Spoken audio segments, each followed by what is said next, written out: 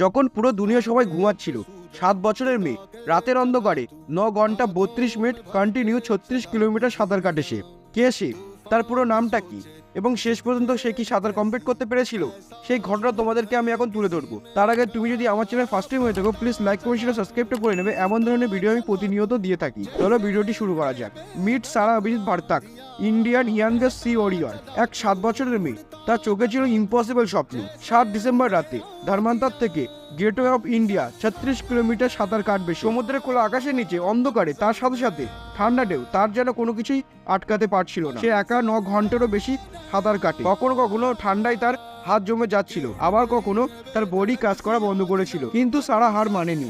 সে 9 ঘন্টা 32 minute 36 kilometre সাঁতার complete করে সারা গেটওয়ে অফ ইন্ডিয়া ছুঁয়েছিল। মাত্র 7 বছর বয়সে সারা টাইটেল পেয়েছিল সাগর কন্যা, ডটার অফ দ্য সি। এটা শুধুমাত্র একটা সাঁতার ছিল না, এটা সাঁতার দিয়ে বলে দিয়েছিল বয়স তোমার স্বপ্নে কোনোদিন বাধা হতে পারে না।